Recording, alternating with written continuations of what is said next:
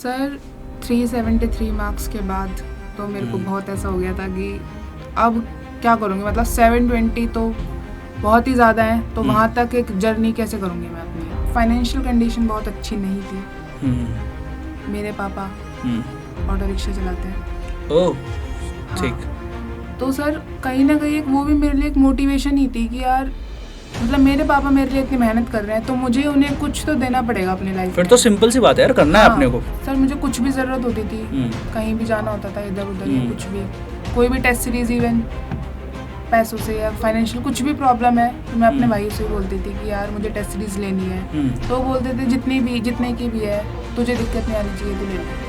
अब तक कितने स्टूडेंट्स का मैं इंटरव्यू कर चुका हूँ। ड्रॉप की बात हम नॉर्मली कर देते हैं कि हाँ हमने ड्रॉप लिया और ड्रॉप लेने के बाद फिर तैयारी करनी थी, फिर तैयारी करके नेक्स्ट ईयर देना था, ठीक है। बट चीज़ें इतनी सिंपल होती नहीं है। मतलब अगर मेरा माइंड में कभी ऐसा आता था कि यार एक ब्रेक ले लेते हैं, फिर मुझे लगता था यार ब्रेक सिर्फ मैं ले रही हूँ, कोई दूसरा बंदा मेरी जगह पढ़ ही रहा होगा। सही बात भाई। और सर मैं नहीं चाहती थी कि मेरी जो मेडिकल सीट है वो कोई और ले जाए।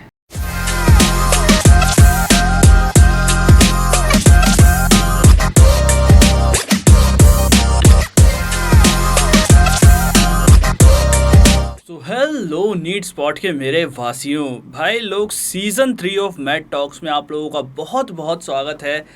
अब जो है चीज़ें थोड़ी सी डिफरेंट होंगी, थोड़ा ज़्यादा डिटेल में हम लोग नीट के जो धुरंधर हैं उनसे बात करेंगे।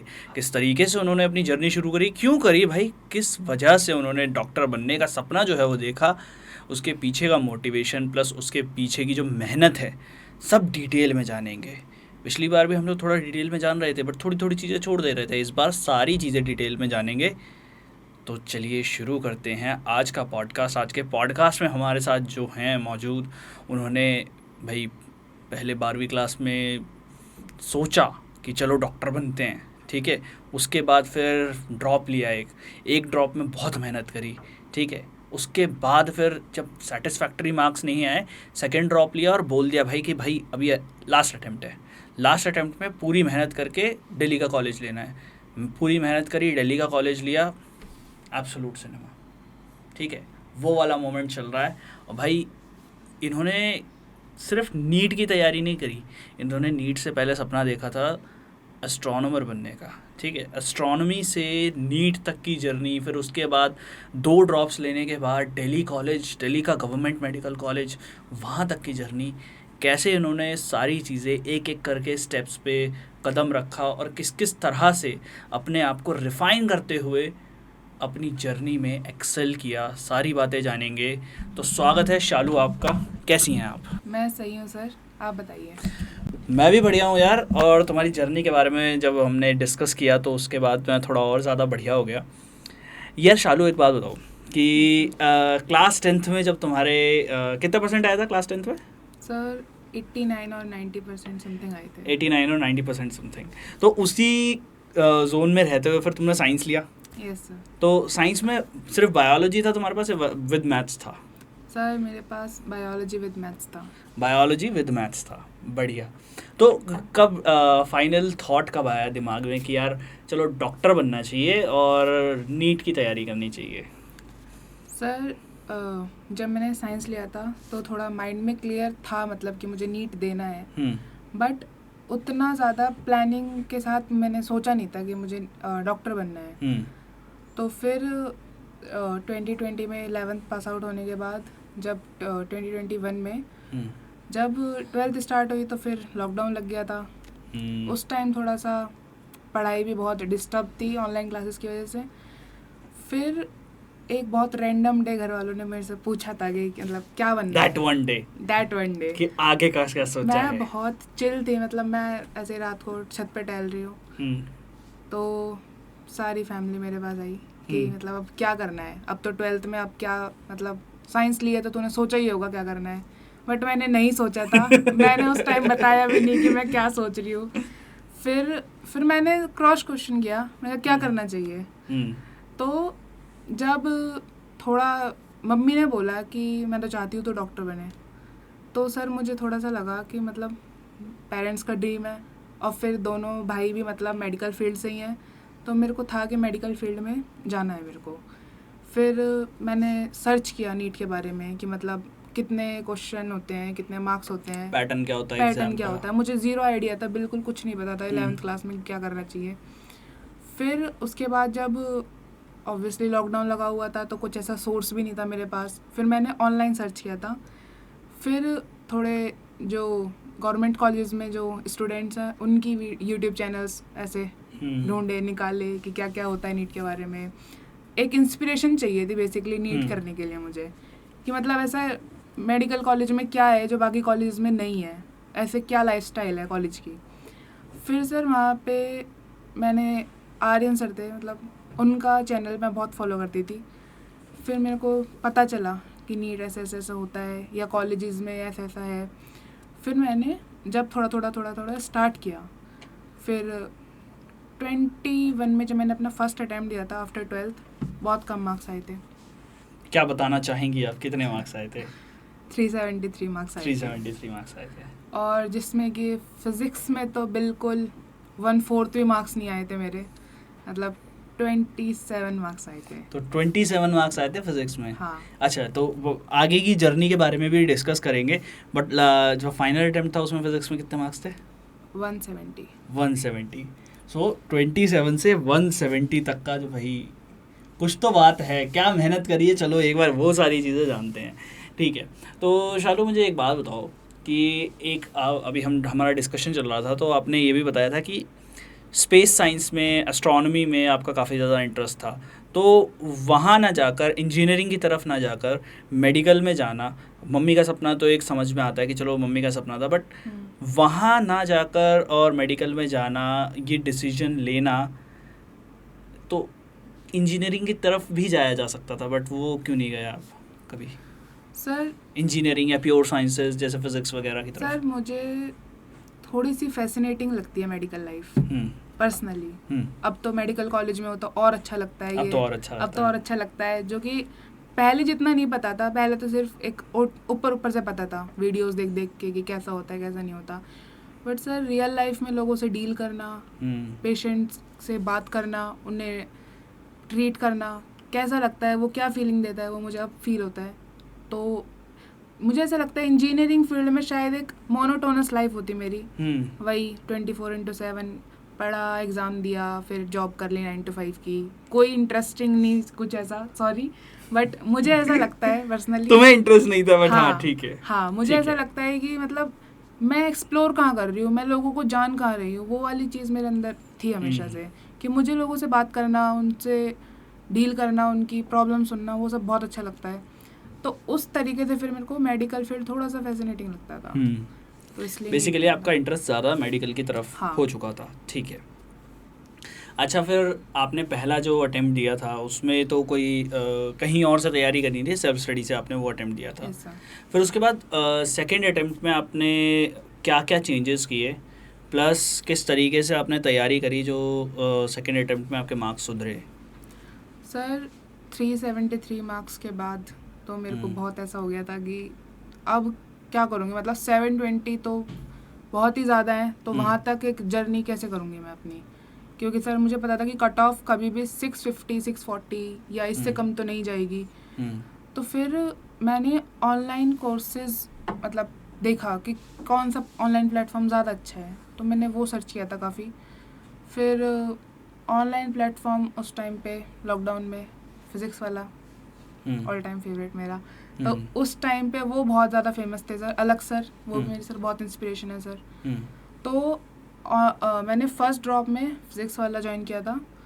फिर लेकिन सर मेरे अंदर ना एक मोटिवेशन फिर भी नहीं आ रही थी। मेरे को ऐसा था कि ठीक है पढ़ लेंगे, हो जाएगा, क्योंकि काफ़ी सारे और भी आसपास में लोग कर रहे थे, बट मुझे ऐसा नहीं था कि क्या ही हो जाएगा, नहीं भी हुआ तो, ऐसा तो मेरा थोड़ा माइंडसेट उस टाइम था। फिर लेकिन जब मैंने कोर्स ज्वाइन किया, फिर बैकलॉग मेरी बहुत गंदी आ रही थी। फर्स्ट ड्रॉप में बैकलॉग हो जाता था मेरा काफ़ी ज़्यादा। ड्रॉप की बात कर रहे हैं हम लोग, ठीक ड्रॉप है। में फर्स्ट ड्रॉप में बैकलॉग बहुत ज़्यादा हो जाता था। क्या रीज़न था उसका? सर उसका रीज़न ये था कि मैं बहुत ऐसा पेपर पेन लेके पढ़ने नहीं बैठती थी कि मेरे को अब पढ़ना हवा में लेक्चर में पढ़ा, लेक्चर में पढ़ा, फिर छूट गया तो छूट गया, इकट्ठी 2-3 क्लास ले लूंगी, रिवीजन नहीं करना, रिवीजन नहीं करती थी सर मैं, बिल्कुल भी रिवीजन नहीं करते थे। रिवीजन ऐसा था, क्लास ली, नोट्स पढ़ लिए 1-2 बार, ठीक है, क्वेश्चन जो डीपीपी में बस वही 30 क्वेश्चन के आसपास मिलते थे, उन्हीं को कर लिया, मुझे लगता था सफिशिएंट है। और मैं एनसीईआरटी के बाहर बहुत भागती थी, मुझे ऐसा लगता था कि पता नहीं पेपर तो कहाँ से ही आएगा, ऐसा मुझे लगता था, क्योंकि उससे पहले कुछ आउट ऑफ क्वेश्चंस होते थे एनसीईआरटी में जो नहीं होते थे, तो मुझे ऐसा लगता था कि नहीं यार मुझे बाहर की भी चीज़ें शायद कवर करनी पड़ेंगी, तो इसलिए मैं एनसीईआरटी में थोड़ा कम फोकस रखती थी। अच्छा, वो जो 4-5 सवाल आने थे उन पे ज़्यादा फोकस कर लिए, ज़्यादा फोकस रहता था मेरा, ये बाकी का जो जिन पे मार्क्स मिलने हैं वो उस पे फोकस नहीं किया। तो मेरा यही था कि बाहर से भी आएगा पेपर, मेरा माइंडसेट ये था कि पेपर बाहर से भी आएगा, लेकिन फिर एनसीईआरटी को इसलिए इतनी इंपॉर्टेंस नहीं दी। फिजिक्स की एनसीईआरटी नहीं पढ़ी थी मैंने फर्स्ट ड्रॉप में, ये मेरी गलती थी। केमिस्ट्री की एनसीईआरटी भी मैंने फर्स्ट ड्रॉप में नहीं पढ़ी थी अच्छे से, ये भी मेरी गलती थी, क्योंकि सर इनऑर्गेनिक, ऑर्गेनिक और फिजिकल तीनों ही चीज़ें एनसीईआरटी बहुत मस्ट है, मुझे लगता है ऐसा, क्योंकि जब मैंने एक्चुअली फर्स्ट ड्रॉप धीरे धीरे जैसे कुछ मंथ तो चले गए, फिर रियलाइज़ बाद में हुआ जब टाइम कम बचा कि यार मुझे ऐसा करना चाहिए था शायद पहले। टाइम वेस्ट कहाँ हो रहा था? टाइम वेस्ट इसी में हो रहा था सर कि मैं सीरियस नहीं ले देती एनसीईआरटी को, ना एनसीईआरटी को ना पढ़ाई को। हाँ, मैं बहुत ऐसा था कि जितना मैं टाइम वेस्ट ऐसा करती थी, 1 घंटा पढ़ा फिर उठ गई, फिर इधर उधर थोड़ा घर में बात कर ली, कभी कुछ कर लिया कभी कुछ कर लिया, या फिर ये समझा ही नहीं कि मतलब पेपर कितना इम्पोर्टेंट है। हाँ, फिर काफ़ी टाइम ऐसा होता था कि मतलब पूरा दिन मैं पढ़ी भी हूँ, वो जैसे हम स्कूल में थोड़ा सा पढ़ते थे कि 10th क्लास तक की पढ़ाई करी थोड़ा सा 1 घंटा, अरे मज़ा आ गया, और उसके बाद उठ के फिर कुछ और काम में लग गए। और सर मेरी एक बहुत बुरी हैबिट थी कि मैं सब्जेक्ट बहुत फ्रिक्वेंटली चेंज करती थी, मतलब 1 घंटा बायो पढ़ ली, नहीं यार बायो नहीं चल केमिस्ट्री पढ़ लेते हैं, उसका भी पूरा जो टारगेट था वो कंप्लीट नहीं किया, उसके बदले पहुंच गए दूसरे सब्जेक्ट पे। और एक इनफ क्वेश्चन प्रैक्टिस नहीं करती थी मैं चीज़ों की, मुझे क्वेश्चंस की इनफ प्रैक्टिस नहीं थी, ठीक है। मुझे ऐसा लगता है कि एक बार रिवीजन कर ली, पढ़ लिया, हो गया, सफिशिएंट है, क्वेश्चन प्रैक्टिस उतनी नहीं करी, कॉन्सेप्ट पढ़ लिया तो फिर क्वेश्चन तो हो ही जाएंगे, ये था अप्रोच। मतलब फिजिक्स जैसे मेरी काफ़ी वीक थी तो उसमें मार्क्स बहुत कम आते थे, तो एक फियर भी था मुझे फिज़िक्स का, मतलब फर्स्ट ड्रॉप में फिर मेरे थोड़े थोड़े मार्क्स आने लगे, लेकिन उतने नहीं आते थे कि एक अच्छा कॉलेज मिल जाए मुझे, तो मुझे फियर काफ़ी ज़्यादा था फिज़िक्स का, ऐसा लगता था कि क्वेश्चन नहीं हो पाएंगे। कुछ मैं एनसीईआरटी भी नहीं पढ़ती थी अच्छे से ज़्यादा, एनसीईआरटी मुझे लगता है कुछ सब्जेक्ट की एनसीईआरटी काफ़ी ज़रूरी है, कुछ मतलब फिज़िक्स में सर लोगों को लगता है कि एनसीईआरटी ज़रूरी नहीं है, बट सेमीकंडक्टर चैप्टर है बहुत ज़रूरी है, एनसीईआरटी उसकी पढ़ लेनी चाहिए मुझे लगता है। और क्योंकि जो उसमें डायरेक्ट क्वेश्चंस भी होते हैं काफ़ी सारे, बुक में जो एग्जांपल्स होते हैं, या उसमें फर्स्ट चैप्टर इलेक्ट्रिसिटी है उसके एग्जांपल्स काफ़ी अच्छे हैं, वो भी उसमें नीट में आते हैं, तो मुझे लगता है कि वो हमें पढ़ लेना चाहिए एनसीईआरटी से। और बायो तो ऑब्वियसली बायो तो सारी एनसीईआरटी से पढ़नी चाहिए। जो फर्स्ट पेज होता है, जो इस साल काफ़ी बच्चों को पता चल गया होगा कि बहुत इम्पोर्टेंट है, तो वो चीज़ मैं काफ़ी मिस कर देती अपने फर्स्ट ड्रॉप में। मैं इतना सीरियस नहीं लेती थी एनसीईआरटी को, मतलब घुस के नहीं पढ़ना है, उसमें जो ऊपर से लिखा है, चैप्टर की कहानी जो होती है वो समरी पढ़ ली हमने, हो गया काम खत्म हो गया, ठीक है, क्योंकि हमें पता लग गया कि चैप्टर में क्या है। और एक शॉर्ट नोट्स जो होते हैं बहुत ज़रूरी होते हैं, ये मुझे सेकंड ड्रॉप में पता चला। ये सेकंड ड्रॉप में, सेकंड ड्रॉप की कहानी पे आएंगे, पहले फर्स्ट ड्रॉप के बारे में थोड़ी सी और बात करते हैं। फर्स्ट ड्रॉप में यार मुझे ये बताओ कि आपने एनसीईआरटी वगैरह पे उतना ध्यान नहीं दिया, टाइम वेस्ट हो रहा था, बट फिर भी 7 घंटे के करीब आप दिन में पढ़ रहे थे, बट वो 7 घंटे प्रोडक्टिव क्यों नहीं हो पा रहे थे? सर मुझे ऐसा लगता है ऑनलाइन क्लासेस होती थी, फिर सेल्फ स्टडी भी बहुत ज़रूरी है, तो अच्छा, तो आप ऑनलाइन क्लासेस का टाइम मिला के बता रहे हो 7 घंटे? हाँ, ओके, तो 7 घंटे मतलब 4-5 घंटे की 4-5 घंटे तो क्लास में जाते थे, फिर मतलब बहुत तो 2 घंटे की सेल्फ स्टडी हो रही थी, 2-3 घंटे की सेल्फ स्टडी होती थी बस। ओके, तो वो क्योंकि लेक्चर लेने में बहुत टाइम लग जाता है, नोट्स बनाओ फिर उन्हें समझो, मतलब उतना अच्छे से प्रोडक्टिविटी नहीं आ रही थी उन 7-8 घंटों में मेरी। फिर जिसमें कि मुझे ये भी था कि यार और कितना पढ़ना पड़ता है, 8 घंटे बहुत तो होते हैं, मुझे बहुत लगते थे 8 घंटे जैसे। सही। तो फर्स्ट ड्रॉप में मैं बहुत लैग करती थी। और क्वेश्चन प्रैक्टिस, टेस्ट सीरीज मैंने बिल्कुल नहीं कुछ करा था, कोई टेस्ट नहीं लगाए, मैं बिल्कुल लास्ट में मैं सोचती थी एंड में टेस्ट लगा लूँगी, लास्ट के 1 महीने में टेस्ट लगा लूँगी, 2 महीने में टेस्ट लगा लूँगी। स्टार्टिंग में कोई टेस्ट मैंने अटैम्प्ट नहीं किया, जैसे वीकली टेस्ट होते थे। मेरे को थोड़ा फियर था उससे कि अगर मार्क्स कम आ गए तो मतलब डीमोटिवेशन हो जाएगी, ऐसा कुछ। तो मैं टेस्ट सीरीज़ वगैरह मैंने कुछ करा नहीं था फर्स्ट ड्रॉप में, इसलिए मेरे मार्क्स भी अच्छे नहीं आए फिर। सही। अच्छा, सेकंड ड्रॉप में आपका सिलेक्शन हो गया, UCMS कॉलेज में आपको MBBS मिल गया, गवर्नमेंट मेडिकल कॉलेज दिल्ली का। Yes sir. ठीक है, तो ड्रॉप पर भी आएंगे, सेकंड ड्रॉप पर, बट उससे पहले मैं एक चीज़ जानना चाहता हूँ। चलो मुझे ये बताओ यार, मतलब अब तक इतने स्टूडेंट्स का मैं इंटरव्यू कर चुका हूँ, ड्रॉप की बात हम नॉर्मली कर देते हैं कि हाँ हमने ड्रॉप लिया और ड्रॉप लेने के बाद फिर तैयारी करनी थी, फिर तैयारी करके नेक्स्ट ईयर देना था, ठीक है। बट चीज़ें इतनी सिंपल होती नहीं हैं। Yes sir. क्योंकि जब ड्रॉप करता है बच्चा तो काफ़ी सारी चीज़ों को फेस करना होता है। ड्रॉप करने में ये भी होता है कि यार इस साल मार्क्स आ गए, क्या पता नेक्स्ट ईयर ना आए, ठीक है, एक थॉट ये होता है। दूसरी चीज़ ये होती है यार सेम चीज़ पढ़नी पड़ेगी, फिर तुम्हारा दिमाग इन्हीं में ही लगाना पड़ेगा, नई किताबें हैं नहीं, यही वाली किताबों में यही वाले तरीके से करना है, ठीक है। और एक चीज़ ये होती है कि यार घर वाले और जो मतलब बेसिकली घर वाले तो खैर सपोर्टिव होते हैं, जो बाहर वाले होते हैं बेसिकली जो जिन्होंने आपको इंजीनियरिंग के लिए मना किया था, तो वैसे वाले जो लोग होते हैं वो बोलते हैं कि अरे नहीं एक और ड्रॉप मत दिलाओ, करियर ख़राब हो जाएगा बच्चे का, ये हो जाएगा वो हो जाएगा फलाना। तो बहुत सारी बातें होती हैं, तो ये 3-4 चीज़ें दिमाग में चल रही होती हैं। उस सिचुएशन में ड्रॉप लेना, और अगले साल तो आपका चलो नीट आपने क्रैक किया क्योंकि आपने बहुत सारी चीज़ें चेंज करी थी जिसके बारे में भी बात करेंगे।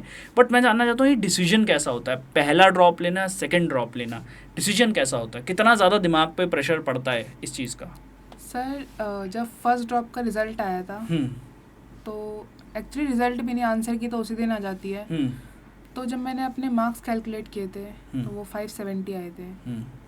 मैं बहुत रोई थी क्योंकि मेरे को था कि यार 1 साल मैंने मेहनत भी करी, फिर मार्क्स नहीं आए। फिर मतलब ये सेकंड थॉट था कि यार ड्रॉप लूँ या ना लूँ, क्योंकि पता चला मार्क्स नहीं बढ़े फिर क्या करूँगी मैं, और कम हो गए। तो ये था मेरे माइंड में। और सर सोसाइटी में तो मेरे को काफ़ी मतलब बोला भी था कि क्या कहते हैं 570 है, कोई भी कॉलेज दिला दो या कोई भी स्ट्रीम और दिला दो, इसे BDS है, BPT है, कितनी सारी चीज़ें हैं, BMS दिला दो, इतने पे तो मिल ही जाएगी। पर मेरे माइंड में ये था कि करनी तो मुझे MBBS ही है, वो भी दिल्ली के कॉलेज हाँ से। वो भी दिल्ली के कॉलेज से करनी है, ये मेरे माइंड में फिक्स था। फिर सर आसपास में तो लोगों ने ये भी बोला था कि इसे B.Ed करा दो, टीचिंग करा दो, लड़कियों के लिए अच्छी फील्ड तो टीचिंग की है। बहुत सारे लोगों ने बोला था पापा को, लेकिन फैमिली काफ़ी सपोर्टिव है सर मेरी इस चीज़ पे। फिर सेकंड ड्रॉप सर मैंने शायद इसलिए लिया था कि मुझे एक तो फिक्स था कि मुझे MBBS करनी है अब, और कुछ 1 साल मैंने दे दिया था, तो मुझे लगता था कि अगर मैं 1 साल और दे दूँ तो शायद मैं बेटर कर सकती हूँ। क्योंकि सर मुझे शायद अपना पोटेंशियल नहीं पता था जितना मेरी फैमिली को पता था। कि मम्मी बहुत सपोर्ट करती थी मेरे को कि क्या कहते हैं, नहीं मुझे पता है तू कर लेगी। मम्मी आपकी करती क्या है, हाउसवाइफ है या फिर? हाउसवाइफ है सर। ठीक है। तो मम्मी को था कि नहीं मुझे पता है तू कर लेगी, तू वीक स्टूडेंट तो नहीं है, तो 11th में भी अच्छे मार्क्स हैं, 12th में भी थे, तो मतलब क्यों नहीं होगा फिर ऐसा। सही बात है। तो फिर सेकंड ड्रॉप सर जब स्टार्ट हुआ तो उस टाइम भी मतलब मेरे माइंड में था कि यार काउंसलिंग अप्लाई कर दूँ, क्योंकि रिज़ल्ट आने से और काउंसलिंग तक थोड़ा सा टाइम होता है। तो एक ये था कि यार काउंसलिंग अप्लाई कर दूँ क्या, कोई पेरिफेरल कॉलेज ले लेती हूँ बाहर स्टेट का कोई, बट उतने मार्क्स पे कोई अच्छा कॉलेज मिलेगा ये श्योरिटी नहीं थी मुझे। और फिर मैं कहा यार इससे बढ़िया तो एक और ड्रॉप लेती हूँ। ये थॉट मैंने छोड़ दिया कि फिर काउंसलिंग अप्लाई करूँ या कुछ और करूँ, या फिर सोसाइटी का इतना नहीं सुनती थी मैं कभी भी। हाँ, सुनना भी नहीं चाहिए, सुनना भी नहीं चाहिए, क्योंकि सर मुझे लगता है कि जो तुम्हें करना है वो सिर्फ तुम्हें ही करना है। सोसाइटी सिर्फ बोलेगी, सर ऐसा होता है ना कि कंपटीशन एक तो काफ़ी ज़्यादा है, तो बोल के कंपटीशन कम करवा देते हैं, ऐसा सोसाइटी का माइंडसेट रहता है। मुझे लगता है कि हम इसे डिमोटिवेट कर देंगे कि नहीं नहीं कुछ और कर ले, ये मत कर, या तू इस फील्ड में नहीं कर पाएगी अच्छा। और सर जैसे कि MBBS एक बहुत लॉन्ग जर्नी है। हाँ ये तो है यार, इस बारे में तो बहुत सारे लोग बात करते हैं। हाँ। अरे 5 साल के बाद फिर एक और पेपर देना, फिर ये करना, फिर वो करना। 5.5 साल बाद तुम सिर्फ एक ग्रेजुएट होते हो MBBS के बाद, फिर उसके बाद भी PG होती है, MCH होता है, बहुत सारे एग्जाम्स हैं। तो एक बहुत लॉन्ग जर्नी है MBBS की, जिसमें पेशेंस चाहिए होता है, और तुम कितने हार्ड वर्किंग हो ये भी डिपेंड करता है फिर उस पर। तो इसलिए मुझे भी डर लगता था पहले कि यार क्या मैं उतना हार्ड वर्क कर पाऊँगी, क्या मैं इतनी पेशेंट हूँ कि मैं उस चीज़ को परस्यू कर पाऊँ आगे।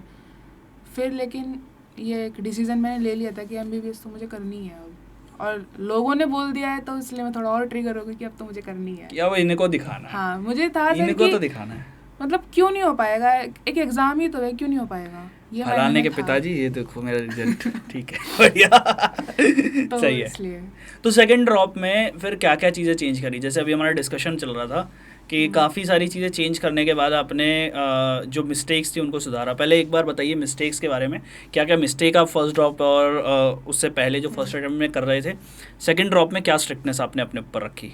सर स्ट्रिक्टनेस तो ये थी, मेरा पहला ड्रॉप मुझे पता है कि मैंने क्यों ख़राब करा। सर हमें पता होता है कि हमने अपना समय कहाँ ख़राब करा है, तो हमें ये, अगर हमें कुछ इम्प्रूवमेंट चाहिए तो हमें वो चीज़ें बंद करनी चाहिए, मुझे ऐसा लगता है।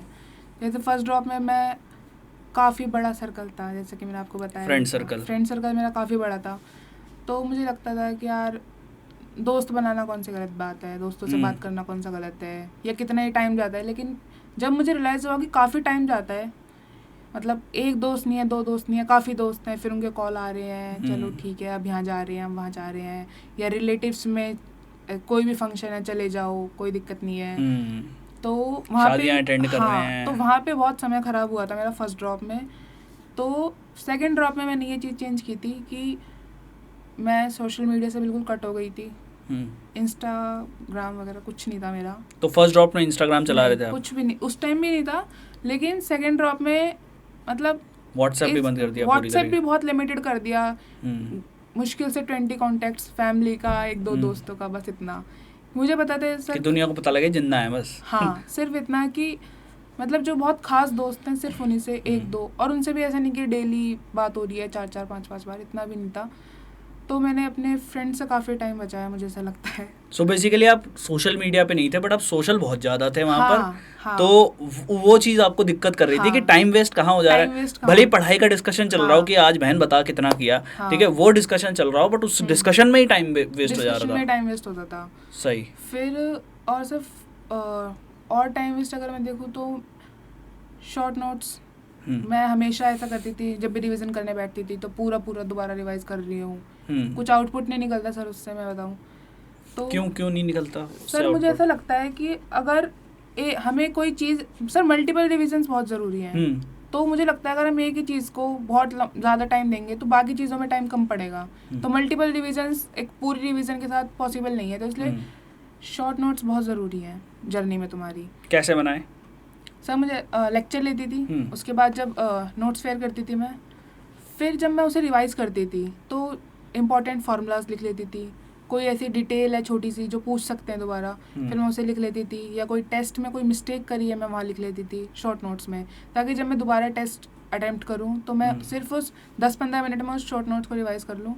ऐसा करती थी मैं, क्योंकि सर टेस्ट से पहले रिवीजन ज़रूरी है, लेकिन रिवीजन में उतना टाइम नहीं होता कि तुम सब कुछ पढ़ो। काफ़ी इंपॉर्टेंट बात कही आपने, टेस्ट से पहले रिवीजन ज़रूरी है, रिवीजन नालायकों पढ़ के जाया करो। और सर टेस्ट से पहले रिवीजन ज़रूरी इसलिए क्योंकि मुझे लगता है जब हम टेस्ट अटैम्प्ट करने बैठते हैं तो हमें लगता है यार ये पढ़ा तो था बट ये याद नहीं आ रहा, तो इसलिए मुझे लगता है हमें मल्टीपल रिविजन्स करनी चाहिए। एग्जांपल्स भी शॉर्ट नोट्स के उसमें याद करती थी। तो ऑफलाइन टेस्ट सीरीज दे रहे थे आप या फिर घर पे ऑनलाइन? घर पे ऑनलाइन, ठीक है। तो इस अटेम्प्ट तक आपको नीट प्रेप का भी पता लग गया था, तो नीट प्रेप से आप तैयारी कर रहे थे? हाँ सर। सही। तो अच्छा, आपने एक अपनी डायरी के बारे में बताया था, छोटी सी जो स्मॉल डायरी थी, उसका बताइए ज़रा क्या था? सर मतलब मैं फर्स्ट ड्रॉप में अगर बताऊँ, ये गलती थी मेरी कि मैं एक रैंडम चीज़ लेके बैठ जाती थी कि मुझे ये पढ़ लेना है, फिर मैं उसे पढ़ती थी, फिर मैं सोचती थी नहीं यार ये समझ नहीं आ रहा, चल कुछ और पढ़ लेते हैं, कुछ और पढ़ लेते हैं, मतलब ऐसे चेंज करती रहती थी मैं। फिर प्रोडक्टिविटी वहीं आ जाती थी कि कुछ भी नहीं पढ़ा आज मैंने। तो सर एक पॉकेट डायरी होती है, छोटी सी होती है, उसमें मैं अपना डेली स्केड्यूल लिखती थी, उसमें कि आज मुझे क्या करना है, टेस्ट लगाना है नहीं लगाना है, कौन सा चैप्टर रिवाइज करना है, और जो भी चीज़ें मुझे करनी है या कितने आवर्स पढ़ना है वो सब लिख लेती थी मैं, ताकि मैं एक डायरेक्शन में पढ़ पाऊँ आज। तो इतना मैं डेली करती थी। और सर मैंने ये डेली करा है। उस पूरे सेकंड ड्रॉप में मैंने 2 पॉकेट डायरी यूज़ की थी उसमें, तो काफ़ी हेल्पफुल है। अगर मैंने ज़्यादा मतलब आलस नहीं दिखाया तो स्क्रीन पे जो दिख रहा है वो इसकी जो ईशालू की पॉकेट डायरी है उसके कुछ पिक्चर्स हैं, ठीक है। तो अगर तुम भी चाहते हो अपना टाइम मैनेजमेंट करना तो जो वीडियोस देखने से ज़्यादा बेहतर है कि टाइम मैनेजमेंट के लिए खुद का टाइम कहाँ वेस्ट हो रहा है वो लिख के देखो एक बार, तो तुम्हारा टाइम मैनेजमेंट हो जाएगा, तुम्हें पता तो लगेगा एटलीस्ट कि तुम गलतियाँ कहाँ कर रहे हो, कहाँ टाइम वेस्ट कर रहे हो, है ना। फर्स्ट शॉर्ट नोट्स हो गए, पॉकेट डायरी हो गई, और सर एक टाइमर लगा के मैं पढ़ाई करती थी। अच्छा, टाइमर लगा के पढ़ते थे। हाँ सर, क्योंकि जब हम पढ़ने बैठ तो जाते हैं पर हम कभी उठते हैं फिर इधर उधर हो जाते हैं, टाइम वेस्ट होता है उसमें काफ़ी ज़्यादा। सही। तो एक टाइमर लगाने से मुझे ऐसा लगता है तुम्हें पता होता है कि तुमने आज कितना पढ़ा है, वो तुम्हें एक मोटिवेशन मिलता है फिर नेक्स्ट डे के लिए कि यार आज मैंने अगर 8 घंटा पढ़ा है तो मैंने सिर्फ 8 घंटा क्यों पढ़ा है। फिर नेक्स्ट डे इम्प्रूव होते होते सर इससे बहुत इम्प्रूवमेंट आई थी। जैसे 6 hours, 8 hours, 12 hours, 14 hours, maximum मैंने 16 आवर्स भी पढ़ाई करी है अपने ड्रॉप में। अबे उठते ही पढ़ने बैठ जा रही है। हाँ, सर, भाई साहब, क्योंकि मुझे ऐसा लगता है कि ठीक है क्वालिटी मैटर करती है बट क्वांटिटी भी मैटर करती है कहीं ना कहीं, कि तुम कितना ज़्यादा पढ़ रहे हो फिर उसमें क्वालिटी अपने आप आ जाएगी। अच्छा, एक तुमने मुझे ये बताया था कि जैसे मान लो अगर किसी बच्चे को ये होता है कि यार मन नहीं कर रहा आज, थोड़ा रिलैक्स कर लेते हैं, कि मतलब ऐसा रैंडमली ज़्यादातर मन कर रहा है कि यार थोड़ा रिलैक्स कर लेते हैं, तो फिर तुमने एक स्टेटमेंट बोली थी, वो एक बार बताओ ज़रा। सर मतलब अगर मेरा माइंड में कभी ऐसा आता था कि यार एक ब्रेक ले लेते हैं, फिर मुझे लगता था यार ब्रेक सिर्फ मैं ले रही हूँ, कोई दूसरा बंदा मेरी जगह पढ़ ही रहा होगा। सही बात भाई। और सर मैं नहीं चाहती थी कि मेरी जो मेडिकल सीट है वो कोई और ले जाए। तो बहुत डीप बात है ये, समझने के लिए वही समझ सकता है जिसको सच में, जो ड्रॉपर हो, जिसको सच में करना है MBBS की। भाई ऐसा नहीं कि हवाबाजी में कि चलो आज MBBS करते हैं। सर क्योंकि सर ऐसा होता है कि हम 3 किताबों में बहुत बोर हो जाते हैं कि यार आज पढ़ना नहीं है, या डेली पे जब तुम सेल्फ स्टडी करते हो, तुम किसी कोचिंग में मतलब ऑफलाइन इनरोल नहीं हो, जाना आना इधर कुछ नहीं है, तो फिर ऐसा लगता है एक मोनोटोनस लाइफ हो गई है, यार आज मेरा मन नहीं कर रहा पढ़ने का, या फिर कितना घंटा पढूं, मैं नहीं पढ़ रही अब, ऐसा एक मेरे माइंड में भी आता था। बट फिर सर मुझे ये आता था कि अगर सेम मिस्टेक मैं फिर रिपीट करूँगी तो रिजल्ट भी सेम ही आएगा, कुछ इम्प्रूवमेंट नहीं होगी वहाँ पे। सही। तो फिर मेरे ये था, और इंटरेक्शन मेरा काफ़ी कम था, बट मुझे पता था कि कंपटीशन काफ़ी ज़्यादा है। इंटरेक्शन कम था, कंपटीशन ज़्यादा है। सेकंड ड्रॉप में आपने शायद लाइब्रेरी भी ज्वाइन करी हुई थी। हाँ, लाइब्रेरी मैंने ज्वाइन की थी सर, क्योंकि घर पे बहुत डिस्टर्बेंस रहती है, मुझे ऐसा लगता है। घर पे डिस्टर्बेंस रहती है, मतलब किस तरीके की डिस्टर्बेंस की हम लोग यहाँ पे बात कर रहे हैं? मतलब जो भाई हैं और जो पेरेंट्स हैं वो लोग कुछ ना कुछ अगर एक्टिविटी कर रहे हैं, कुछ भी एक्टिविटी, झाड़ू लगा रही, मम्मी पोछा लगा रहे हैं, या फिर टीवी भी देख रही हैं, कुछ भी कर रहे हैं, तो वो हमें डिस्टर्बेंस में काउंट हो जाता है। मतलब रिलेटिव्स भी बहुत फ्रिक्वेंटली आते थे मेरे, कि और फिर ऐसा नहीं होता कि मम्मी आ रही चाय देने, और कि फिर बोलते हैं कि 2 मिनट वहाँ बैठ जाओ उनके पास जाके। ऐसा सर बहुत डिस्टर्बेंस रहता है। ऐसा रहता है। हाँ, और सर रिलेटिव्स का भी यही होता है कि जाके देख लेते थे कि क्या कर रही है, अभी भी कर रही है क्या, मतलब वो एक नज़र रखते हैं थोड़ी कि अभी भी कर रही है, कैसे कर रही है। तो इसलिए सर मुझे लगता था कि रिलेटिव से कटो और अपना पढ़ाई पे ध्यान दो। एक है ना बैट आता है, चलो ठीक है, जो दरवाजा खोले। ठीक है, तो उस टाइम पे फिर आपने लाइब्रेरी ज्वाइन करी। हाँ सर। ये सेकंड ड्रॉप में करी थी या फर्स्ट ड्रॉप में भी करी थी? फर्स्ट ड्रॉप में भी की थी, बट बहुत लेट करी थी। बहुत लेट की थी मतलब। ठीक है, तो लाइब्रेरी का मतलब तुम्हारे परफॉर्मेंस के ऊपर क्या असर आया सर लाइब्रेरी में? और लाइब्रेरी का जो इन्वेस्टमेंट है उसके बारे में मुझे बताना कि कितना वर्थ इट है किसी बच्चे के लिए।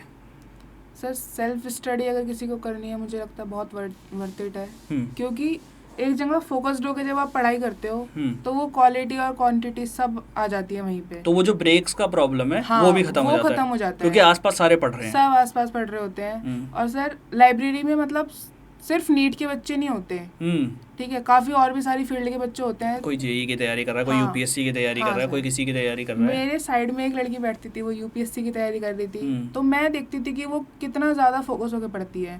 वो एक इंस्पिरेशन थी सर मेरे लिए कहीं ना कहीं, कि यार इसे अपना एग्जाम क्रैक करना है तो ये कितना मतलब बहुत ज़्यादा देर तक पढ़ती थी वो, 4-4 5-5 घंटे सीट से ही नहीं उठ रही है। तो मुझे लगता था कि यार अगर ये तो मुझे लगता है कि यार 4-5 घंटे ना चाहिए, एटलीस्ट 3 घंटे की सिटिंग तो मैं भी दे ही सकती हूँ, तो एक इंस्पिरेशन मिलती है लाइब्रेरी में दूसरे लोगों मतलब ये चेंज काफी ज्यादा आ गया कि मतलब हाँ। कहाँ 1 घंटे पढ़ के एकदम मजे मार रहे थे, हाँ सर। वहाँ 3-3 घंटे तक स्ट्रेच हो जा रहा है। हाँ। बढ़िया बढ़िया। तो ये जो फोकस आता है, तो सब्जेक्ट शिफ्ट का आपने एक बताया था प्रॉब्लम कि सब्जेक्ट बहुत जल्दी फ्रीक्वेंटली शिफ्ट करते थे, तो वो सेकंड ड्रॉप में क्या उसके रेमेडी क्या निकाला? सर एक तो मैंने वही डायरी बताई अपनी, तो मुझे था कि ये टास्क मुझे आज करना है, तो फिर चाहे मैं सब्जेक्ट चेंज करूँ या कुछ भी करूँ, मुझे वो टास्क तो करना ही था उस दिन में। तो मैं सोचती थी कि यार जैसे मैं मतलब अगर मैं बायो पढ़ने बैठी हूँ, फिर रिवाइज किया, क्वेश्चन लगाए, फिर क्या कहते हैं, ये था कि यार अगर मैं सब्जेक्ट चेंज भी करूँगी बट मुझे कवर तो करना ही है, तो मैं क्यों ना एक ही सब्जेक्ट को पहले कवर करूँ, फिर दूसरे पे जब शिफ्ट करूँगी। सही। तो ये करती थी मैं, इसलिए मेरा बहुत चेंज आया था उसमें, प्रोडक्टिविटी में काफ़ी। बढ़िया बढ़िया। तो मतलब कि टाइम मैनेजमेंट के साथ साथ टास्क भी मैनेजमेंट लिख हाँ। दिया था। डेली के टारगेट रखते थे आप या वीकली? डेली। डेली के टारगेट रखते थे, वो कंप्लीट करे बिना घर नहीं जाना। हाँ सर। ठीक है। और डब्बा वब्बा पैक करके लेके जाते थे आप अपना खाने का? नहीं सर, पास घर के पास में ही थी तो मैं अच्छा, घर के आ पास में ही जाती थे। सही सही सही सही सही, ठीक है। तो फाइनली फिर जब मिला, कॉलेज मिला, तो ये बताओ कि क्या रिएक्शन था घर में? तुम्हारे भाई ने तो तुमको बताया था। अच्छा, भाई के बारे में भी आएंगे, तीनों ड्रॉप में भाई का क्या इम्पोर्टेंस था, Yes, sir. क्योंकि वो भाई की कहानी भी काफ़ी ज़्यादा इम्पोर्टेंट है।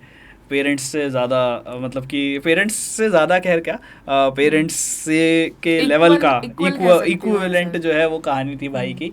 भाई के साथ भी बात करेंगे, बट हम लोग बात कर रहे थे कि जो तुम्हारा सेकंड ड्रॉप है, सेकंड ड्रॉप में सेंटर से बाहर आने के बाद तुम्हारा रिएक्शन क्या था? मतलब फ़ोन वोन कर दिए थे तुमने एकदम? सर मतलब जब मैं अटेम्प्ट कर रही थी एग्ज़ाम, इवन बाहर आने से भी पहले ही करते करते मुझे रियलाइज़ हो गया था कि यार मैंने इतना तो कर लिया है कि शायद 600 की क्रॉस हो जाएंगे मार्क्स मेरे इस बार। तो मुझे वो, और सर मैंने पेपर भी बहुत जल्दी कर लिया था, मतलब 3 घंटा 20 मिनट का था 23 में पेपर। मेरा paper I guess 2 hours and 45 minutes में हो गया था। ठीक है। क्योंकि वो टाइमर की वजह से बहुत अच्छी स्पीड हो गई थी मेरी, बहुत बढ़िया स्पीड हो गई हाँ, थी। और रेगुलर टेस्ट भी दिए थे? रेगुलर टेस्ट दिए थे मैंने, जिससे मेरी स्पीड इम्प्रूव हुई थी। फिर जब पेपर हो गया, फिर उसके बाद मेरे को था कि कॉलेज तो मुझे मिल जाएगा, दिल्ली मिलेगा या नहीं ये श्योरिटी नहीं थी, बट ये था कि यार गवर्नमेंट कॉलेज तो मुझे मिल जाएगा। फिर सर मैं बाहर आई, फिर मैंने भाई को बताया कि हो गया आपकी बार। अच्छा रिएक्शन था मेरा काफ़ी। मिश्रा जी को फ़ोन कर दो। हो गया। पापा का कॉल आया था उस टाइम कि कैसा रहा, मैं कहा पापा मिठाइयाँ बांट दो, अब तो हो गया मेरा। अब मेरा तो हो गया। बस, और उन अंकल को जाके खिलाना सबसे पहले। हाँ सर, ये बढ़िया। फिर उसके बाद जब घर आ रही थी तो बहुत हल्का फील हो रहा था मुझे कि दिमाग से एकदम प्रेशर उतर गया। फाइनली इस साल की मेहनत, मैंने जितनी मैं मेहनत कर सकती थी मैंने उतनी मेहनत करी थी, और मैंने अपना रिजल्ट दे दिया था, ऐसा। बढ़िया। फिर घर आके सर मैं आंसर की चेक नहीं कर रही थी, मुझे था कि यार पता नहीं कितने मार्क्स आएंगे, आ जाएंगे बट पता नहीं कितने आएंगे, तो एक फियर था कि यार कम ना आ जाए, ज्यादा ना आ जाए। आंसर की चेक करने से पहले ज्यादा ना आ जाए तो खैर नहीं होता है, डर कम ना आ जाए का डर होता है। ठीक है। फिर उसके बाद घर वालों ने बोला आंसर की क्रॉस चेक कर ले, मैं कहा क्या होगा, जितने आ जाएंगे रिजल्ट में पता चल जाएंगे। लेकिन फिर इन्होंने कहा कि तू नहीं कर रही तो हम कर देते हैं तेरा चेक पेपर। फिर सर 11 बजे के आसपास हम उस पेपर को लेके बैठे, आंसर की आ गई थी उस टाइम रात के 11 बजे। हाँ, कि आंसर की तो आई गई थी, कोचिंग वगैरह आउट कर देते हैं। फिर उसके बाद सर जब मैंने क्रॉस चेक किया तब 630 मार्क्स बन रहे थे, क्योंकि उस टाइम 2 क्वेश्चंस का था कुछ ग्लिच पेपर में कि वो बोनस मार्क्स पता नहीं कुछ थे ऐसे, तो मैं उनके लिए श्योर नहीं थी कि वो मिलेंगे या नहीं मिलेंगे। अटेम्प्ट किए थे पर आपने? हाँ, तो मेरे को था कि यार अगर ये मतलब पता नहीं अगर गलत बोनस हो गए तो फिर 638 हो जाएंगे। 643 हाँ, कुछ ऐसा था, मतलब था उसमें। फिर मतलब मेरे को था कि यार दिल्ली का कॉलेज अभी भी बॉर्डर लाइन पे था कि 630 में मिले ना मिले, क्योंकि सर कुछ मार्क्स से ही रह जाता है दिल्ली का कॉलेज, तो इसीलिए मेरे को था पता नहीं मिलेगा या नहीं मिलेगा। लेकिन मेरा ऐसा हो गया था कि चलो गवर्नमेंट कॉलेज तो मुझे मिल जाएगा इस साल। तो अच्छा गवर्नमेंट कॉलेज मिल जाएगा मुझे, जिसके लिए पिछली बार ड्रॉप लिया था। हाँ, क्योंकि पिछली बार भी शायद कॉलेज तो मिल ही जाता। हाँ, पेरिफेरल कॉलेज तो शायद मिल ही जाता, लेकिन मैंने काउंसलिंग इसीलिए अप्लाई नहीं करी क्योंकि मुझे दिल्ली का कॉलेज चाहिए था। दिल्ली का कॉलेज चाहिए था, ठीक है, बढ़िया बढ़िया बढ़िया। शालू, अब बात करते हैं यार, एक तो नीट प्रेप के बारे में पहले थोड़ा सा बात करना चाहूँगा आपसे, पूछना चाहूँगा रिव्यूज़ की। टेस्ट सीरीज़ में जो क्वेश्चंस आते हैं प्लस टारगेट बैच भी आपने लिया था, तो कैसा एक्सपीरियंस था आपका नीट प्रेप का? सर, टारगेट बैच के बारे में मुझे फर्स्ट ड्रॉप के लास्ट में पता चला था। मतलब एग्ज़ाम आई गेस जुलाई में था और मुझे मई के आसपास पता चला था टारगेट बैच के बारे में, तो वो बहुत लेट हो चुका था, इसलिए मेरी कुछ ऐसी प्रिपरेशन भी नहीं थी अच्छी। लेकिन फिर मैंने सेकेंड ड्रॉप में सोच लिया था कि मुझे स्टार्टिंग से ही टारगेट बैच फॉलो करना है। तो उसमें से DPP बहुत सारे फीचर्स है टारगेट बैच में, बहुत अच्छे हैं, जो कि DPP जनरेटर है, फ्लैश कार्ड है और PYQ की अलग वो सेक्शन है, बहुत अच्छा है टारगेट बैच इस तरीके से। तो और जो तुम अपने मर्जी से कितने भी क्वेश्चंस की एक टेस्ट सीरीज जनरेट कर सकते हो, ऐसा भी था। तो टारगेट बैच में, और एक टारगेट बैच इसीलिए शायद मुझे लगता है कि उसमें टारगेट सेट होता है, उसमें टारगेट सेट जितने तुम क्वेश्चंस अटेम्प्ट करते हो डेली के, वो उसमें पता चलते रहते हैं तुम्हें। सही। तो सर उससे मैंने बहुत इम्प्रूव किया था, क्योंकि स्टार्टिंग में 30 क्वेश्चन कर लिए, 40, 100 करते करते करते करते मैंने अपने पूरे ड्रॉप में 47,000 समथिंग कुछ क्वेश्चंस अटेम्प्ट कर रहे थे। तो ये मुझे फिर सर इसको देख के लगा था कि यार इतनी मेहनत तो मैंने करी है, शायद कि मेरे को एक अच्छा कॉलेज मिलना चाहिए अब की बार। वो 200 क्वेश्चन के लिए 47,000 क्वेश्चन भाई साहब अटेम्प्ट करना, हाँ, मजाक तो नहीं है भाई सर। मैं डेली, क्योंकि सर एक ऐसा होता है ना कि अंदर से आता है कि यार आज कल 30 करे थे, 40 करने चाहिए, ऐसे डेली ये सारे 47,000 टारगेट बैच से आपने प्रैक्टिस किए थे? पूरे साल में मैंने इतने क्वेश्चन। और टेस्ट सीरीज आपने जो लगाई थी वो अलग से ली थी या फिर टारगेट बैच की यूज़ करी थी? टारगेट बैच की यूज़ की थी, और अलग से ऑफलाइन टेस्ट सीरीज भी आई थी एक लास्ट में, बुक आई थी, वो भी मैंने परचेज की थी। ठीक है, offline home test series, home based test, HYTS लेगी थी, ठीक है। तो अगर तुम लोगों को भी नीट प्रेप की टेस्ट सीरीज़ ज्वाइन करनी है या फिर नीट प्रेप का टारगेट बैच यूज़ करना है, या फिर एक नई जो हमारी चीज़ है जिसमें लेक्चर्स भी हैं, आप टेस्ट सीरीज से अलाइन भी कर सकते हो, काफ़ी सारी चीज़ें अलग अलग तरीके से टारगेट सेट कर सकते हो, अपने स्कोर को बूस्ट कर सकते हो, यानी कि स्कोर बूस्टर। तो डिस्क्रिप्शन बॉक्स में लिंक दिया हुआ है, जाके आप लोग क्लिक करके फॉर्म फिल कर सकते हो, आप लोगों को कॉल आ जाएगी, आप लोग वहाँ से जाके टारगेट बैच या फिर क्लासरूम टेस्ट सीरीज़ या फिर स्कोर बूस्टर में एनरोल कर सकते हो, ठीक है। तो अब बढ़ते हैं, बहुत सारी बातें हम लोगों ने करी नीट के बारे में, थोड़ी बहुत ही बातें करी हमने प्रिपरेशन जर्नी के बारे में। अब बात करते हैं यार सपोर्ट के बारे में। स्टूडेंट को अगर कभी भी कोई भी कॉम्पिटिटिव एग्ज़ाम क्रैक करना हो, चाहे वो नीट है, चाहे वो JEE है, चाहे वो इवन UPSC भी है, एक सपोर्ट चाहिए होता है, क्योंकि सपोर्ट के बिना जो है वो बंदा नहीं आगे कर सकता। और अगर आप ड्रॉप लेके करते हो फर्स्ट अटेम्प्ट में, तो सब लोग सपोर्ट कर देते हैं यार, फर्स्ट अटेम्प्ट में तो चलो ठीक है, हाँ भाई बच्चा पढ़ रहा है, ये है वो। अब फर्स्ट ड्रॉप सेकंड ड्रॉप तक सपोर्ट रखना, तो पेरेंट्स का कैसा सपोर्ट था? प्लस आपने बताया था कि एक कहानी कि आपके भाई ने बहुत ज़्यादा मेहनत करी थी आपके नीट के पीछे, क्योंकि उन्होंने मतलब भाई एग्ज़ाम दिलाने भाई लेके जाते थे, और हर एग्ज़ाम में 3-3 घंटे वहाँ पे बैठना, 3 घंटा 20 मिनट, 3 घंटा 20 मिनट वहाँ पे बैठना बारिश में, ठीक है। तो फाइनल ड्रॉप के फाइनल अटेम्प्ट के बारे में भी जानेंगे कि फाइनल अटेम्प्ट के दिन तो शायद बारिश भी हो गई थी। तो बताओ थोड़ा वो सपोर्ट सिस्टम के बारे में कि उससे कितना कॉन्फिडेंस मिलता है, प्लस वो सपोर्ट सिस्टम कैसा था आपका? सर सपोर्ट सिस्टम मतलब मेरे घर में जितने भी लोग हैं, मेरे दोनों भाई, मम्मी पापा बहुत सपोर्टिव हैं। और सर अगर पेरेंट्स की बात करूँ तो मुझे लगता है बहुत बड़ा उनका एक सपोर्ट है मेरी लाइफ में, क्योंकि फाइनेंशियल कंडीशन बहुत अच्छी नहीं थी। मेरे पापा ऑटो रिक्शा चलाते हैं।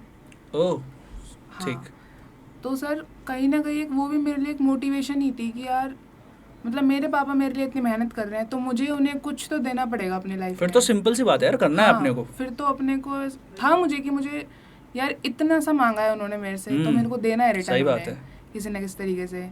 और सर मम्मी तो ऐसा था कि मेरी मम्मी मेरा अलार्म थी मेरी मम्मी मेरे से पहले जाग जाती थी कि उठ जा, पढ़ ले, या मुझे कुछ भी नीड होती थी। इवन सर टेस्ट सीरीज जब मैं लगाती थी, एक 2 to 5 का तो जो एक रेगुलर वो तो था, लेकिन जब मैं रात को टेस्ट सीरीज लगाती थी, और सर ये भी एक बात है कि बच्चे सोचते हैं कि 2 से 5 ही सिर्फ टेस्ट लगाना चाहिए, ये एक मिथ है। टेस्ट सीरीज लगाना इंपॉर्टेंट है, चाहे वो तुम किसी भी टाइम लगाओ, ये है। तो सर मैं रात को भी टेस्ट लगा, मतलब ऐसा नहीं है कि अगर आज के दिन तुम्हें टेस्ट देना था, 2 से 5 का टाइम चला गया तो तुम टेस्ट ही ना दो, तुम टेस्ट ना दो। टेस्ट देना जरूरी बेसिकली है, मतलब ये है ना। मैंने सर रात को 11 बजे के बाद भी टेस्ट लगाए हैं, 3 घंटे के, मतलब 2-2:30 बजे तक रात को। बढ़िया। तो सर मेरी मम्मी उस टाइम तक मेरे साथ जगी हुई रहती थी कि कोई बात नहीं, तुझे कॉफ़ी चाहिए, तुझे कुछ भी चाहिए, मुझे बता दियो। तो मम्मी का एक बहुत कांस्टेंट सपोर्ट रहा है मेरी लाइफ में इस चीज़ पे। फिर सर मैं मार्क्स कम आते थे, ब्रेक डाउन हो जाता था कि यार अच्छा नहीं हो रहा, इस साल भी नहीं हो पाया, तो क्योंकि सर लास्ट में मेरे मार्क्स बहुत गिर गए थे। मतलब ऐसा था 600 आने लग गए थे, फिर वहीं आ गई थी 670, 640 नहीं 570, 540 पे आ गई थी। ओ भाई साहब। फिर मेरे दोबारा हो गया था कि यार इस साल भी अगर कम आ गए तो फिर क्या करूँगी मैं। तो थोड़ा सा ऐसा रहता था। तो उस टाइम भी मम्मी ये बोलती थी कि कोई बात नहीं, तू बस अपनी मेहनत पे ध्यान दे, हो जाएगा, चिंता मत कर। यार अब मेरा मन कर रहा है तुम्हारे पेरेंट्स से बात करने का, क्योंकि अगर सपोर्ट सिस्टम ऐसा है, प्लस यार ऐसे सिनेरियो में कई बार ऐसा हो जाता है कि आप नहीं भाई कोई ना कोई कॉलेज लेके एक बार में आप चले जाओ ताकि जॉब ओरिएंटेड कोर्स लो और ख़त्म करो, बट यहाँ तक सपोर्ट करना, ग्रेट।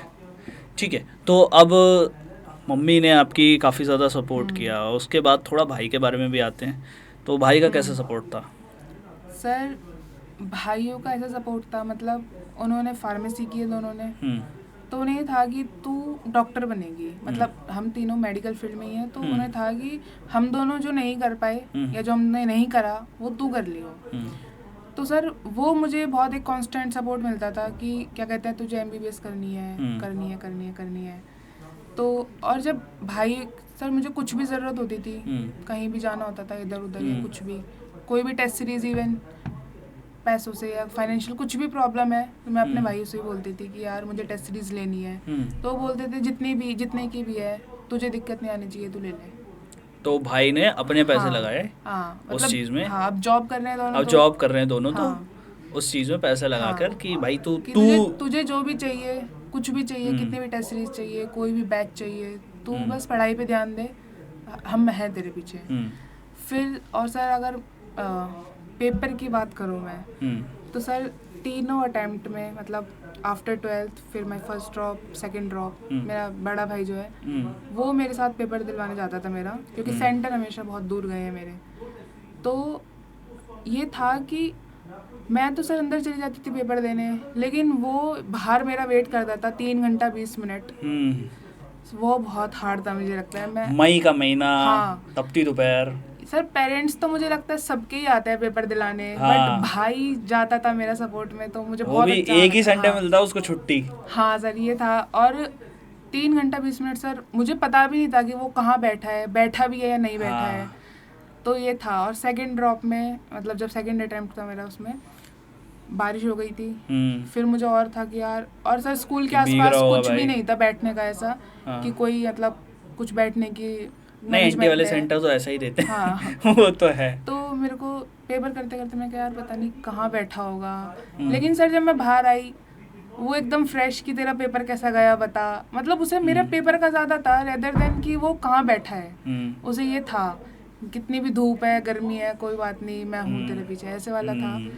तो भाई का बहुत बड़ा रोल है सर इस चीज़ में। भाई का बहुत बड़ा रोल है। सही यार, सही। तो फिर उसके बाद जब हो गया तो फिर क्या भाई का कैसा रिएक्शन था? सर मतलब मुझे ऐसा लगता है कि मेरे से ज़्यादा खुशी तो मेरी फैमिली को हुई थी।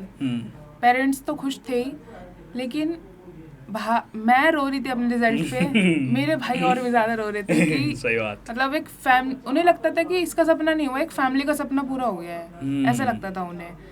तो भाइयों ने तो बहुत हेल्प करी है मेरी चीज़ पे। छोटे वाला भाई भी जो था वो भी मेरे को, ऐसा होता है ना सर, हम सोचते हैं कि यार, मतलब खासकर जो ड्रॉपर होते हैं उन्हें बहुत जल्दी ऐसा ब्रेक डाउन हो जाता है कि यार अब नहीं हो पाएगा मेरे से, अब नहीं करूँगी मैं, अब छोड़ देती हूँ।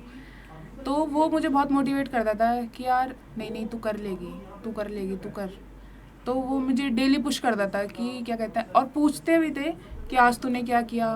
सर डेली एक्नॉलेज करना मुझे लगता है बहुत ज़रूरी है बच्चों को, कि आज तूने क्या किया। पेरेंट्स का पूछना, या घर में कोई भी हो जो तुम्हें हेल्प करता हो, वो उसे पूछना चाहिए बच्चों से कि आज तूने क्या किया, या आगे क्या करने वाली है, कल क्या करेगी, टेस्ट सीरीज़ कैसे जा रही है तेरी, मार्क्स कैसे आ रहे हैं। ये सब पूछना बहुत ज़रूरी है बच्चों से। तो और रिएक्शन में सर मेरी फैमिली का बहुत वाइड रिएक्शन था मुझे लगता है। थोड़ा सा उस दिन की तरफ जाते हैं। सर रिज़ल्ट जब आया था आई गेस 12 जून को आया था रिज़ल्ट, मुझे जहाँ तक याद है। तो उस दिन रात को मुझे पता भी नहीं था कि नीट का रिज़ल्ट आ गया है। फिर एकदम एक दोस्त का फ़ोन आता है कि रिज़ल्ट आ गया। तो फिर मैं ऐसे एकदम स्टिल हो गई। मैं कहा यार अब क्या करूँ, अब चेक करना पड़ेगा, क्या पता। हाँ फिर सर मुझे तो था कि रैंक नर्वसनेस तो होती है यार, जब मेहनत करी होती है तब नर्वसनेस होती है। तो सर मुझे था कि यार रैंक पता नहीं क्या आएगी कॉलेज की, मिलेगा नहीं मिलेगा, रैंक पे भी डिपेंड करता है ऑब्वियसली। फिर मैं चेक नहीं करूँगी, वो भी मेरे भाइयों ने कि कोई बात नहीं हम ही चेक करेंगे तेरा रिज़ल्ट। फिर उन्होंने एडमिट कार्ड, देन वो एप्लीकेशन नंबर वगैरह फिल किया। और सर जब वो मार्क्स आए 643 विद दैट रैंक क्या थी सर? रैंक मतलब ऑल इंडिया रैंक 9000 समथिंग थी, और कैटेगरी रैंक 2000 समथिंग कुछ थी। तो मतलब 2000 समथिंग कुछ में तो मतलब बढ़िया कॉलेज मिलना ही था। तो सर बहुत खुशी हुई थी। फिर भाई इतने खुश हो गए, दोस्तों को बता रहे हैं यार ऐसा ऐसा हो गया, रिश्तेदारों को बता रहे हैं। रिश्तेदारों के ऑब्वियसली सामने से भी कॉल आई गए थे कि क्या हुआ क्या रहा। तो जब सर ऐसा लग रहा था कि अब कुछ कर लिया लाइफ में, अब अच्छा लग रहा है। बहुत खुशी हुई थी उस दिन। मैं अपनी दोस्त के पास गई थी जब भी इंस्टेंटली कि तुझे पता है मेरा नीट क्लियर हो गया। वो बेचारी सो रही थी क्योंकि 11:30 के अराउंड टाइम हो रहा था उस टाइम। तो मैं उसके घर गई, मैं क्या तुझे पता है नीट क्लियर हो गया मेरा। तो बहुत खुशी थी सर मुझे उस दिन सही में। बढ़िया बढ़िया बढ़िया। फ्रेंड पे जाके चांटे हो जाए नीट क्लियर हो गया, नीट क्लियर हो गया मेरा। बढ़िया बढ़िया बढ़िया। तो ठीक है, काफ़ी सीरियस माहौल हो गया, थोड़ा सा लाइट करते हैं। वाइट कोट सेरेमनी के बारे में बताओ यार अपनी थोड़ा। Sir white coat ceremony, sir मुझे डेट भी याद है, लिटरली 6 दिसंबर हुई थी हमारी 2023 में। क्या बात है। मुझे याद है सर, मतलब इतने टाइम से जिस चीज़ का सपना देख रही थी, तो वो डेट मुझे बहुत अच्छे से याद है। सर वाइट कोट सेरेमनी हमारी जब हमें फैसिलिटेट कर रहे थे, बहुत अच्छा लग रहा था। मतलब उस वाइट एप्रन को पहनना बेस्ट फीलिंग में कह सकती हूँ। और सर अब भी जब मैं उस कोट को पहनती हूँ तो मुझे ऐसा लगता है कि एक रिस्पॉन्सिबिलिटी आ गई है, एक जिम्मेदारी है लोगों की मेरे ऊपर। तो वो मुझे बहुत अच्छा लगता है सर। और एक वो मेहनत करके जब कुछ चीज़ मिलती है तो वो और अच्छी लगती है। तो ऐसा लगा बहुत फ्रूटफुल फील हो रहा था मुझे। तो फिर वाइट कोट सेरेमनी में काफ़ी ही ज़्यादा खुशी हुई थी मुझे सही में कि यार जितनी मेहनत थी, 2 ड्रॉप थे या जितना भी टाइम था, सब वर्थ इट हो गया, ऐसा फील हो रहा था उसको पहन के। सही। अच्छा, जब फाइनली सिलेक्शन हो गया तो ऐसी क्या क्या चीज़ें हैं जो तो आपने करी कि यार इतने टाइम से छोड़ रखा था इन सब चीज़ों को, क्या क्या चीज़ें की? सर ये बोल सकती हूँ मैंने सेकंड ड्रॉप में सब कुछ ही छोड़ दिया था। सोशल मीडिया बिल्कुल ज़ीरो था मेरा, कोई कहीं भी एक्टिव नहीं थी मैं। और दोस्तों से मिले हुए भी सर 1 साल वो पूरा सब डेड हो गया था मेरा। और रिलेटिव से भी किसी के यहाँ मतलब जाना भी ऐसा बिल्कुल कम बंद हो गया था, बल्कि कि कुछ इमरजेंट कंडीशन में भी मैं सोचती थी कि यार मेरी पढ़ाई वेस्ट हो जाएगी शायद। तो इसलिए सर सब कुछ ही मतलब एक ब्रेक लगा दिया था कि यार एग्ज़ाम के बाद एक हॉबी थी मेरी डांस करने की, वो भी मैंने उस टाइम छोड़ दी थी कि यार अब कर रही हो सोसाइटी वगैरह में ज्वाइन कर रखा है? हाँ ज्वाइन कर रखी है। अब सर कॉलेज में तो मुझे लगता है कि ड्रॉप कितने भी ले हो, फिर जब कॉलेज मिलता है, कॉलेज की लाइफ तुम मतलब जीते हो तो सब कुछ वर्थ इट फील होता है। पता पूछता भी नहीं है कोई तुमने कितने ड्रॉप लिए हैं। इसलिए तो सर सारी हॉबी, इवन अपनी ही दिल्ली एक्सप्लोर करना बंद कर दिया था मैंने। तो क्या क्या एक्सप्लोर किया? यूसीएमएस कहाँ पे है अपना? सर यूसीएमएस दिलशाद गार्डन में है। दिलशाद गार्डन में, शादरा। तो क्या क्या एक्सप्लोर किया वहाँ पे? मतलब बढ़िया इधर उधर घूमे थोड़ा, कॉलेज में ट्रिप वगैरह पे गए? बढ़िया। सब कॉलेज की तरफ से तो अभी ट्रिप पे नहीं गए हैं, मतलब दोस्त यार भी तो बनाते हैं ट्रिप। दोस्त यार के साथ तो सर काफ़ी घूम चुकी हूँ मैं, और दिल्ली भी काफ़ी एक्सप्लोर कर लिया था। इवन जो नीट के बाद मुझे छुट्टियाँ मिली थी, मुझे ऐसा था कि यार अब मैंने अपना पार्ट कर दिया है, अब मुझे इंजॉय करना है। तो क्या क्या किया? बढ़िया घूमे? हाँ, दिल्ली में काफ़ी जगह गई थी मैं, जितने भी फेमस सब जगह हैं सब घूम ली मैंने। तो मुझे लगता है सर हमें अगर ड्रॉप में कुछ छोड़ना भी पड़ रहा है तो हमें छोड़ देना चाहिए, क्योंकि वो बाद में हम दोबारा कंटिन्यू कर बाद सकते हैं। में मिल जाएगा और बढ़िया तरीके से। Yes, sir. तब जब सक्सेस के साथ वो चीज़ अटेम्प्ट करोगे तो हाँ. फिर लगेगा कि भाई मोमोज खाने में भी स्टाइल आ रहा है। ये नीट क्रैक हो गया बेटा। बढ़िया बढ़िया बढ़िया बढ़िया। तो शालू, अब इस पॉडकास्ट को यहीं पे थोड़ा सा पूर्ण विराम इस पे लगाएंगे, ठीक है? और बहुत मज़ा आया यार आपकी जर्नी के बारे में जान के। होपफुली मौका मिले आपके पेरेंट्स से भी मिलने का, आपके भाई से अभी बात करेंगे, ठीक है? और पेरेंट्स से मिलकर मतलब उनकी तो फीलिंग ही अलग होगी। तो चाहूँगा मैं कि उनसे बात की जाए, आपकी मदर से ख़ास तौर से बात की जाए, और जितना उन्होंने सपोर्ट किया। फाइनल कोई एडवाइस जो बच्चे अभी इस साल ड्रॉप देने वाले हैं, क्योंकि इस साल आपने भी सुना होगा नीट 2025 में क्या गदर मचा है। Yes, sir. तो जो बच्चे अभी ड्रॉप करके नीट की तैयारी करना चाहते हैं, उनके लिए क्या एडवाइस रहेगी आपकी तरफ से? सर अगर मेरी तरफ से एक एडवाइस ये रहेगी कि अगर किसी के मन में कोई डायलेमा है ऐसा कि यार ड्रॉप लेना चाहिए या नहीं लेना चाहिए, क्या एक ड्रॉप वर्थ इट है नहीं है, सर मुझे लगता है कि MBBS एक वर्थ इट है। अगर तुम्हें MBBS करनी है, तुम्हारा ड्रीम है, तो तुम्हें ड्रॉप फिर मैटर नहीं करते तुम कितना कर रहे हो। अगर तुम मेहनत करने के लिए तैयार हो तो फिर तुम्हें ड्रॉप ले लेना चाहिए। बढ़िया। हाँ, और सेकेंडली सर मुझे लगता है पैटर्न कैसा भी चेंज हुआ हो पेपर का, लेकिन उसी तरीके से इम्प्रूवमेंट करनी चाहिए हमें खुद में। टेस्ट सीरीज़ में हमें रेगुलर टेस्ट सीरीज़ करनी चाहिए, और टाइमर लगा के सर की बहुत एडवाइस देना चाहूँगी बच्चों को कि हमें टाइमर लगा के ज़रूर पढ़ना चाहिए, क्योंकि सर उससे प्रोडक्टिविटी बहुत इंक्रीज़ होती है। तुम एक जगह कांस्टेंट फोकस करके पढ़ते हो कि यार आज मैंने इतना पढ़ा है तो मतलब मैंने आज कुछ करा है। तो घर में कोई भी डिस्टर्बेंस है, लाइब्रेरी जरूर ज्वाइन करनी चाहिए। हाँ, अगर घर में किसी का ऐसा कोई डिस्टर्बेंस है तो उसे लाइब्रेरी ज्वाइन कर लेनी चाहिए। और मार्क्स इम्प्रूव करने के लिए अगर स्पेसिफिकली कोई एडवाइस दूँ तो सर मुझे लगता है कि मार्क्स एकदम से इम्प्रूव नहीं होंगे। ये बहुत फील हो जाता है कि यार आज मार्क्स नहीं आ रहे, फिर कल भी दिया था, कल भी नहीं आए थे, अब हमें टेस्ट सीरीज नहीं देनी है। एक ब्रेकडाउन ऐसा हो जाता है, डाउनफॉल सा कि यार अब नहीं करूँगा मैं ये। लेकिन सर मार्क्स एक एक दो दो नंबर करके ही इम्प्रूव होते हैं, मुझे ऐसा लगता है। एकदम से कुछ ऐसा ड्रास्टिक चेंज नहीं आता, तुम्हें पेशेंटली डील करना पड़ता है मार्क्स से। बस ये देखना होता है कि आज मैंने टेस्ट में कौन सी गलती करी है, आज इस टेस्ट के मार्क्स को मैं कैसे इम्प्रूव कर सकती हूँ। उस मिस्टेक को किसी कॉपी में लिख सकते हैं। मैंने एक कॉपी भी मेंटेन की थी अपने ड्रॉप में, जिसमें मैं तीनों सब्जेक्ट में क्या क्या गलती करी है, उसे कैसे इम्प्रूव करूँगी, वो सब मैं लिखती थी। सही सही सही सही। तो थैंक यू वेरी मच शालू, बहुत मज़ा आया आपके साथ बात करके, ठीक है? और मिलते हैं इनके पेरेंट्स से भी बात करेंगे, इनके भाई के साथ भी बात करेंगे, ठीक है?